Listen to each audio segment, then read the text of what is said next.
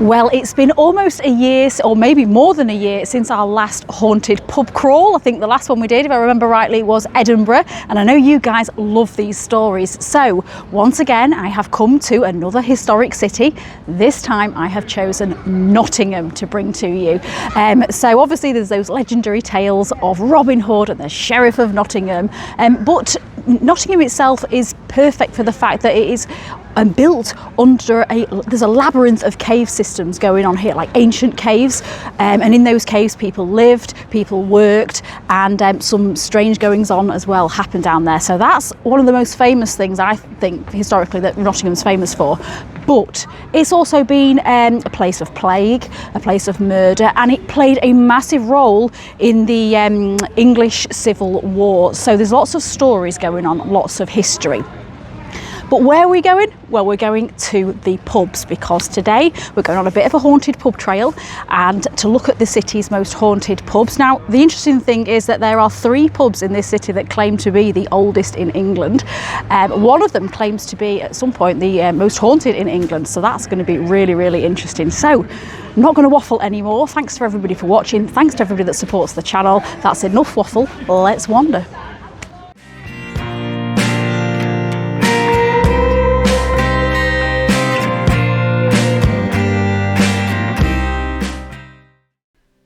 Welcome to Nottingham, the legendary home of Robin Hood, and a city far older than the stories told about it.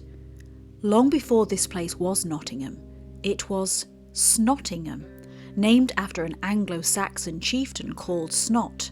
The Normans couldn't quite manage the sn, and so the name softened, but the place itself never did, because this is a city carved from sandstone. Beneath these streets lie around 900 man-made caves, spaces hollowed out over 1,000 years.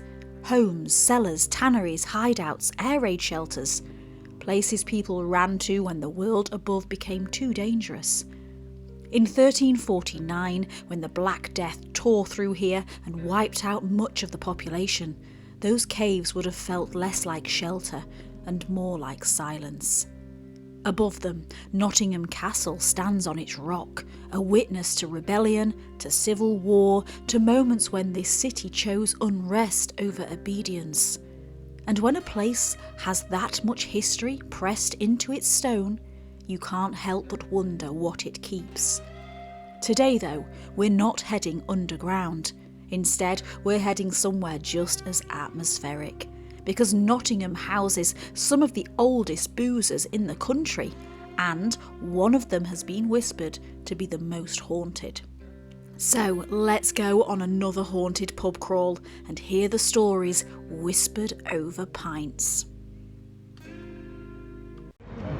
Okay, so the first pub on our spooky trail has to, of course, be Ye Olde Trip to Jerusalem. Now, the story goes that this was once a medieval brew house. It's where some of the Crusaders stopped for a drink on their way to the Holy Land, and today it is a place where we all stop for a drink on our way to an unholy pub crawl. So if you're ready for this, there's ghosts, there's curses, there's all sorts going on here, so I'm really excited to get inside, have a little look and share with you some of those stories. So let's go. Carved directly into the sandstone beneath Nottingham Castle, the trip is said to date back to 1189, the year Richard the Lionheart departed for the Third Crusade. Whether Crusaders truly gathered here before heading east is impossible to say, but Nottingham itself was very much a city of conflict. In 1194, Richard returned to lay siege to the castle, which had been held by his brother Prince John. And when you stand beside the castle rocks, it isn't difficult to imagine armour clanking on stone or heavy boots echoing where no one now stands. The trip's current name is recorded by 1799, according to Historic England, but the caves beneath it are far older. Medieval cellars, storage spaces, possibly even links to the castle above. And if those tunnels could speak, they would tell of one of England's most dramatic betrayals. In 1330, the teenage King Edward III crept through Nottingham's underground passages. including what is now known as Mortimer's Hole, to launch a midnight coup against the man who had effectively ruled in his name, Roger Mortimer. Mortimer had risen to power alongside Queen Isabella, Edward III's own mother, after the forced abdication of Edward II. Many believed Mortimer had orchestrated the former king's murder. Some believed he intended to take the throne for himself. The young king had watched long enough. Under a cover of darkness, Edward and his loyal supporters entered the castle through the cave system carved deep into this very sandstone. They burst into the royal apartments and seized Mortimer before he could escape. Legend says Queen Isabella cried out for her son to have mercy. He did not. Mortimer was taken to London and executed for treason, hanged at Tyburn in 1330. Isabella was spared, but her power was broken. The boy king had become a ruler in his own right. And when you stand here, beneath the castle rock, it's hard not to imagine torchlit flickering against the walls, the boots rushing through narrow passages, a queen's voice echoing through the stone. Perhaps that is why these caves feel so charged, because the stories did not end in the 14th century. Cold spots are often reported in the cave rooms. A group of 5 tourists once claimed they saw soldiers walk straight through a cellar wall. Not shadows, not reflections, actual soldiers. Staff have spoken of a little girl on the staircase, a small figure said to play with a bouncing ball. Some say when they descend those stairs, they feel as though something unseen is standing in the way, forcing them to step around. There is also said to be a condemned cell deep within the rock, now too low to use for storage. A former landlady once described it as a place that simply felt wrong. 2 regulars, emboldened by drink, attempted to spend the night there. They lasted 20 minutes and both emerged violently sick. And then, of course, there is the galleon. The galleon is a small wooden model ship that sits enclosed in a glass case. In 1994, a landlady claimed that the last 3 people who cleaned it died within 12 months. Since then, it has remained untouched. Dust gathers on its sails, no one dares disturb it. And in a pub where myth and history blur so easily, perhaps that's for the best. Okay, so we've now left there because it was really, really busy. I couldn't get a lot of footage talking in there, but it's a great vibe in there. I met some lovely people, but we're now on to stop number 2. The next pub is actually on a street called Hounds Gate, and I've got something really cool to tell you about that, because apparently it was this area that the Castle Kennels was on, hence the name Hounds Gate. Yeah.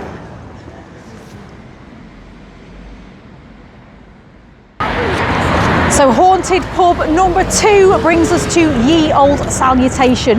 Now the rumour is that this is the most haunted pub in England. I don't know, there's a lot of titles, well, a lot of pubs claim for that title, so we will see. But it was established, according to this, 1240, so incredibly old. Now let's go inside, let's check out the beer, let's check out the ghost stories.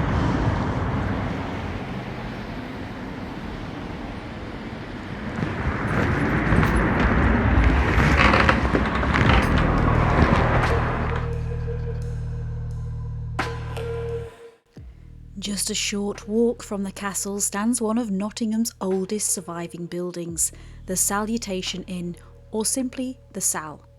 Grade 2 listed with parts dating back to around 1240, this place has worn many identities over the centuries. A tannery, a hostel for travellers, accommodation for members of the King's Court, and at one point a brothel. Now it sits on Houndsgate, one of 15 Nottingham streets ending in gate, from the Old Norse gater or gata, meaning road or path, a quiet linguistic reminder that this was once a Viking town. Beneath the Sal lie caves that have been dated back to the 9th century. Now that's a long time for stone to listen. I've heard if you book on one of the local ghost walks, then you can actually venture down into those cave cellars. I've made a mental note for a future visit. Originally known as the Archangel Gabriel saluting the Virgin Mary, a name that did not exactly roll off the tongue, over time it was shortened to the Salutation, and during the Civil War, when Puritan forces objected to religious imagery, it briefly became the Soldier and Citizen. And during those years of unrest, it is said to have operated as something of a neutral ground, hosting both royalists and supporters of Oliver Cromwell. Rumour has it that Cromwell himself drank here. Some even claim he signed the death warrant of King Charles I within these walls. There is, of course, no surviving document to prove that, but when you stand in a room that old, it does feel possible. Today the bar hums with rock music and a great energy. It feels lived in, clearly loved by many. There are snug areas to sit, real ales to try, and ghost stories to read about. When researching this place, I not only found an article which claimed it was the most haunted in the country, but the bold claim that there were 89 resident apparitions. Now, we haven't got time to explore almost 90 stories today, so instead, let's stick to the most famous ones. Among its supposed inhabitants are a highwayman that hangs around the bar, a legion of Roman soldiers, and a little girl called Rosie. Now, Rosie is thought to be the spirit of a flower seller who was hit by a carriage outside. She was brought in off the streets after her accident, and it's said she was carried down into the caves to cool down and rest. Unfortunately, young Rosie died from her injuries, and for some time was thought to disturb visitors. Restless and discontented, she is thought to be the reason that unexplainable scratches started to appear on customers' legs. Eventually, the landlord decided to appease her and left a small doll in the cellar for her to play with. Since then, no further reports have been noted, and the doll, it is thought, keeps Rosie content. Finally, we will close on the story of the 3 Johns.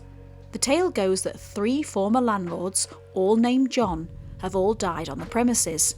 The first one hung himself, the other fell down the stairs and broke his neck, and the other poisoned his whole family. The story goes that in an attempt to rid the pub of its rat problem, John purchased a great quantity of arsenic. Nobody quite knows what happened next, but somehow in his attempt at pest control, the poison got mixed up with the family's oatmeal. One by one, every family member became struck down by the symptoms of poisoning. Thankfully, they all made a full recovery, apart from John, who dropped down dead. So that is the tragic tale of the 3 Johns. Now, according to a former general manager, it is one of these Johns that also haunts the building. In an article online, he told the Mirror newspaper that John is fastidious about the cleanliness of the cellar. If it is not absolutely spotless, he slams doors and throws things. My first encounter with him was when I first moved into the pub. The cellar needed a really good clean, so I'd spent about 18 hours down there sorting it out. I popped upstairs briefly, and when I returned, there was a really old half-pint glass of beer in the middle of the floor. I'm absolutely 100% sure that nobody else had been down there. I get on pretty well with John now.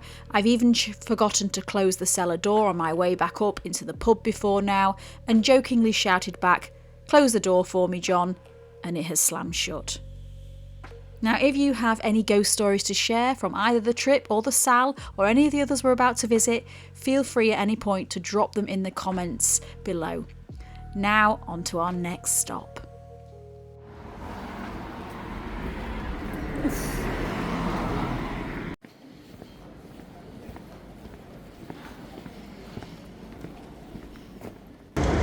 Now we've left Ye Olde Salutation Inn now, and we're still on Houndsgate walking to our next stop. But I just wanted to point out to you, because obviously I mentioned at the beginning that Houndsgate was a reference to the fact that the castle, 3 drinks down, so 3, the castle, the kennels. Now look, here we have the dog. Now a lot of people probably walk past this lamppost and just think, oh, nice lamppost or statue, but it's actually got a little dog on it, which is really, really cute. And it's a reference apparently to the Hound's Gate, to the kennels that was part of the castle. So I just think that's really cool. Looks nice down there. Another Wetherspoons. That's 3 Wetherspoons.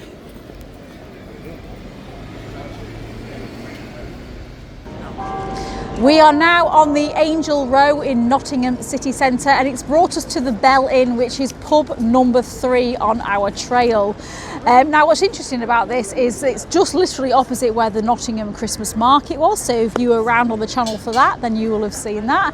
And the sign outside tells us not only was it frequented by Lord Byron, which is really interesting, but it's also another one of those claimants to the title of Nottingham's oldest pub, or Nottingham's oldest inn. So let's go and have a look inside, check out the pints, check out the spirits. Lord Byron up here, who would have visited this fine pub, was troubled by the poverty he saw in the 19th century of Nottinghamshire. On taking his place in the House of Lords, his maiden speech was a passionate defence of the impoverished local Luddite lace frame breakers. There we go. Stop number 3 brings us to a building on Angel Row.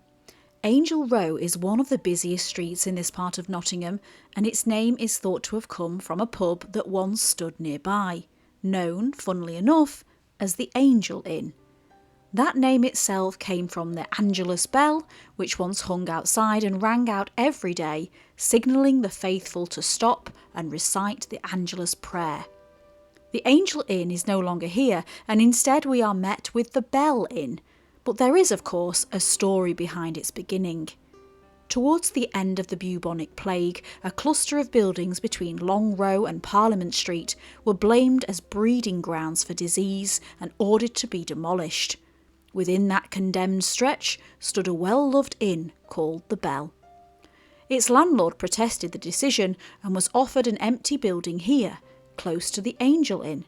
He moved in, he rebuilt, and he did such good business that he eventually absorbed the Angel entirely. The present Bell Inn still reflects that merging of 2 buildings, the central doorway once an alley giving access to the stables behind. It is close to this front door that a visitor may encounter our first ghost, the Jester. Silent and mysterious, he is said to appear without warning, offering a bow and then disappearing. As for its deeper history, parts of the structure date back to the late 15th century. Beneath it lie vaulted, rock-hewn cellars believed to be far older. These are thought to have been carved by 12th century Carmelite friars when this site formed part of the Whitefriars Friary.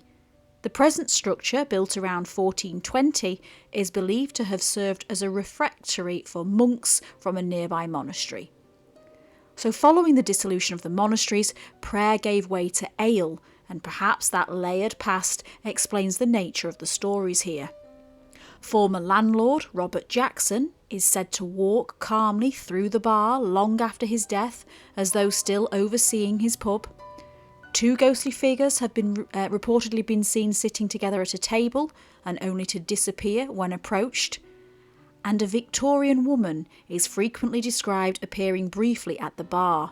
Not dramatic, not violent, simply present and then gone.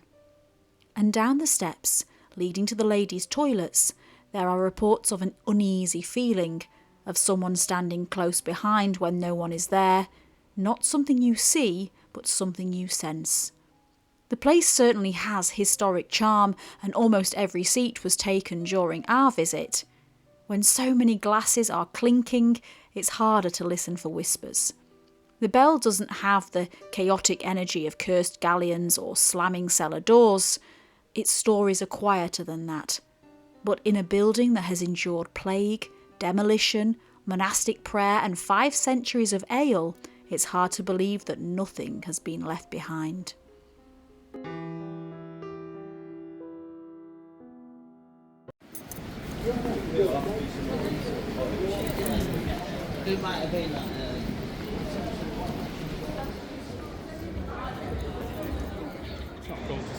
So our next stop is the Pit and Pendulum, which, if you hadn't realised, is named after that famous Edgar Allan Poe story. You're going to get that sort of horror, spooky, gothic vibe here. It's meant to be haunted. Whether it is or it isn't, I'm not quite sure. However, it's definitely worth coming in here just to check out the vibes if you are a bit of a spooky person like myself. So let's have a look. Yeah.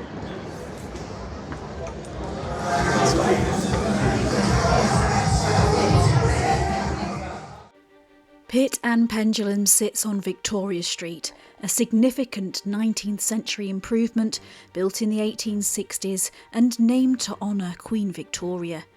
The street itself marked a new chapter for Nottingham, wider, grander, a confident Victorian statement. The building we see today was constructed in 1870 by architect Robert Evans for ironmongers Lewis and Grundy. It was later extended, converted, and at one time known as the Malthouse Public House before becoming what it is now. And what it is now is unapologetically theatrical. The name comes from Edgar Allan Poe's 1843 short story, The Pit and the Pendulum, a tale of psychological terror during the Spanish Inquisition. The pit refers to dark abyss into which the narrator nearly falls. The pendulum, a descending razor-sharp blade swinging lower and lower towards its victim. Poe, often called the master of the macabre, shaped Gothic horror as we know it. Interestingly, he met Charles Dickens in 1842 during Dickens's tour of America, and Dickens had a pet raven called Grip, and some say that meeting inspired Poe's later poem, The Raven. So that's a bit of a fun fact, I thought. Anyway, literary darkness woven into Nottingham brick. The bar's own website describes it as a devilishly dark and mysterious world, a hollow in the belly of Nottingham. Wickedly good drinks, sinfully tempting food, and an atmosphere to die for. And it certainly leans into that promise. Inside, lanterns flicker against dark walls, heavy wooden furniture, alcoves, ironwork. If you enjoy a Gothic aesthetic, you will feel right at home here. And then there are the toilets, hidden behind what appears to be an ordinary bookcase. They are surprisingly easy to miss. I'll admit it took me longer than I'd like to say to work out exactly where they were.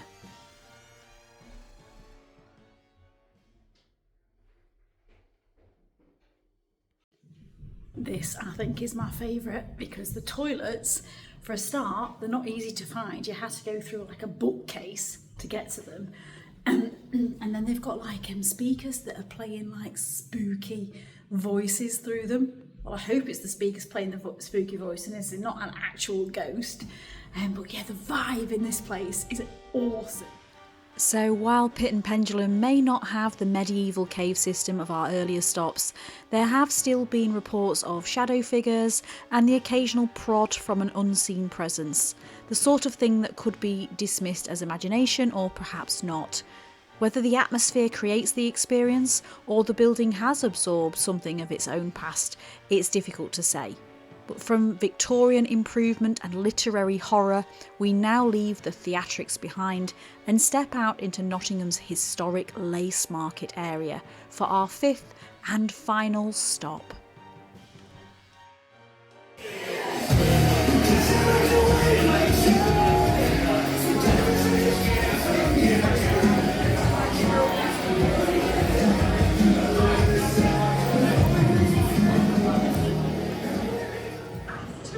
We are now at the Angel Microbrewery, which is part of Nottingham's lace market industry. So lots of history going on here, and apparently lots of ghosts too. Now I have heard that they do really good beer in here because they brew it on site. So let's go and check it out. Oh, pull, not push. A quarter-mile square in the centre of the city, this was once the beating heart of the world's lace industry. In the 19th century, Nottingham lace travelled across the globe. Today, the district is a designated conservation area, densely packed red brick Victorian buildings, lining narrow streets, iron railings, old lamps glowing softly against the brickwork. It feels industrial, elegant and slightly brooding. And tucked among these buildings stands the Angel. The pub has been here since at least the 1600s under various names.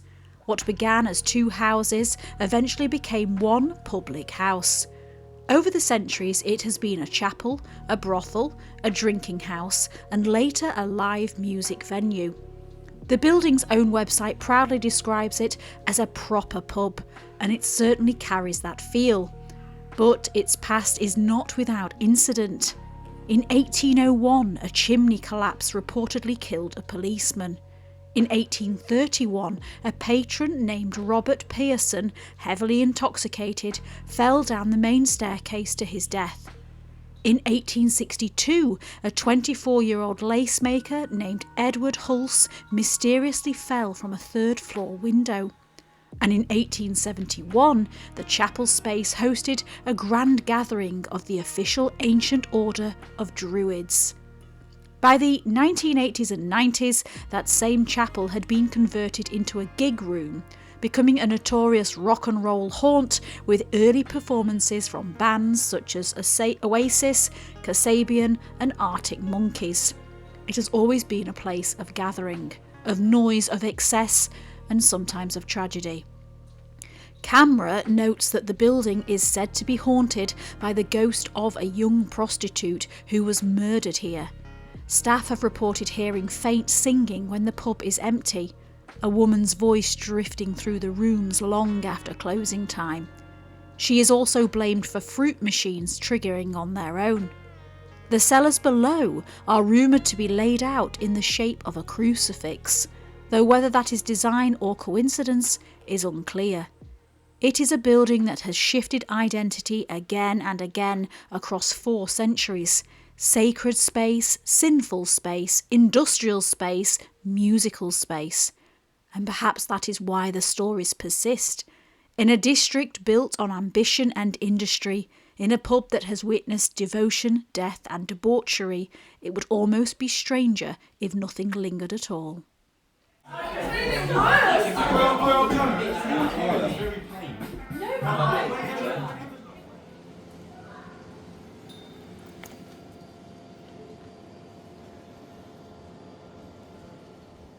It is the morning after the haunted pub crawl of Nottingham, so we're nearly at the end of the video. Thanks to everybody for watching. I hope you've enjoyed the video. I think even if you don't really believe in ghosts and stories like that, these pubs, you can't deny, are absolutely fantastic. They all had such a great vibe and they were all very different, lots of history and things. So if you are ever in Nottingham, I can highly recommend all of those ones that we've just visited. They were brilliant. Now let me know in the comments if there's any other towns or cities in the UK that you think I should be doing another one of these videos for. Obviously we've already done York, we've done Edinburgh, we've done Doncaster and Haworth. And where? Whitby. Oh, and Whitby. We did Whitby, yeah. Thank you. So yeah, let us know in the comments if there's anywhere else you'd like me to explore for you for the channel. Okay, until next week, everyone, have an amazing week and I'll see you then. Take care. Bye.